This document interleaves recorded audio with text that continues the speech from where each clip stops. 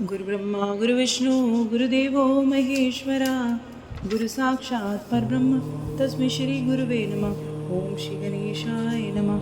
बोल शंकर भगवान की जय, बोल गौरा मैया की जय। हर हर महादेव। हिमवान का पार्वती को और शिव की सेवा में रखने के लिए उनसे आज्ञा मांगना और शिव का कारण बताते हुए इस प्रस्ताव को अस्वीकार कर देना। ब्रह्मा जी कहते हैं, नारद तदंतर शैलराज हिमालय उत्तम फल फूल देकर अपनी पुत्री के साथ हर्षपूर्वक भगवान हर के समीप गए। वहाँ जाकर उन्होंने ध्यान परायण त्रिलोकीनाथ शिव को प्रणाम किया और अपनी अद्भुत कन्या काली को हृदय से उनकी सेवा में अर्पित कर दिया। फल फूल आदि सारी सामग्री उनके सामने रखकर पुत्री को आगे करके शैलराज ने शंभु से कहा कि भगवान, मेरी पुत्री आप भगवान चंद्रशेखर की सेवा में समर्पित है और आपके आराधन की इच्छा से, आपकी पूजा की इच्छा से मैं इसको साथ लेके आया हूँ। ये अपनी 2 सहेलियों के साथ आपकी सेवा में रहेगी। नाथ, यदि आप मुझ पर दया करें तो इस कन्या को अपनी सेवा में लेने की आज्ञा दे दीजिए।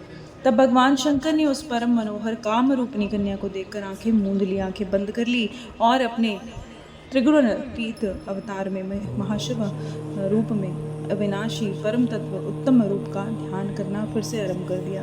उस समय सर्वेश्वर सर्वव्यापी जटा झूठधारी वेदांत वेद चंद्र कला विभूषण शंभु बहुत अच्छे सुंदर आसन पर बैठकर नेत्र बंद करके तप में लग गए, फिर से ध्यान में चले गए।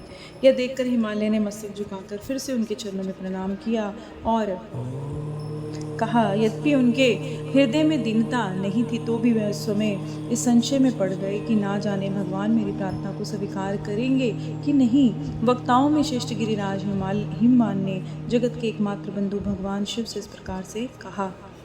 हिमालय बोलते हैं, देवदेव महादेव करुणा सागर शंभो विभो, मैं आपकी शरण में आया हूँ, आंखें खोलकर मेरी ओर देखिए तो सही। शिव शर्व महेशान जगत को आनंद प्रदान करने वाले प्रभु महादेव, आप संपूर्ण आपत्तियों का निवारण करने वाले हैं। मैं आपको प्रणाम करता हूँ स्वामी।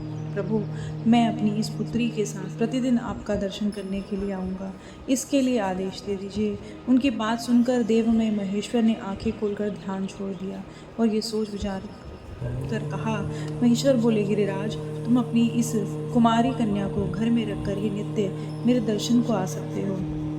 मेरा दर्शन नहीं हो सकता, अन्यथा मेरा दर्शन नहीं हो सकता। महेश्वर की ऐसी बात सुनकर शिवा के पिता हिमवान मस्तक झुकाकर उन भगवान शिव से बोलते हैं, प्रभु, यह तो बताइए कि किस कारण से मैं इस कन्या के साथ आपके दर्शन के लिए नहीं आ सकता और यह आपकी सेवा के योग्य है या नहीं।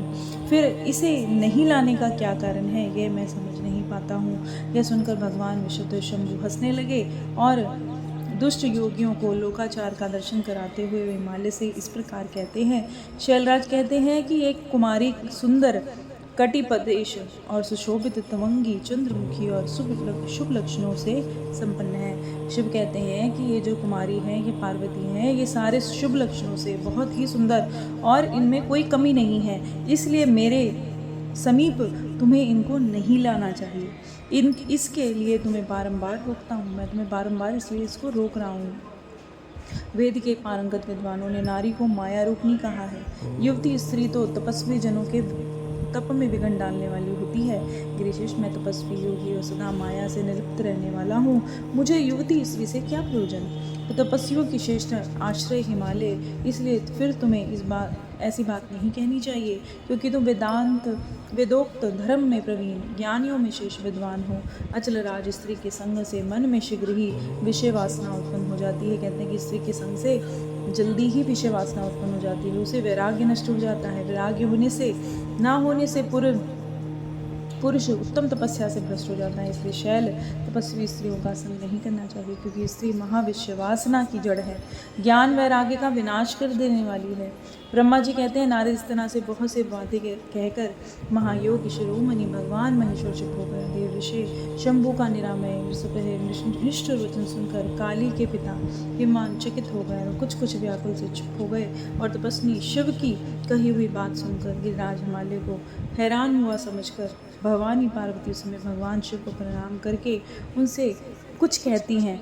बोल शंकर भगवान की जय, बोल गौरा मैया की जय। हर हर महादेव।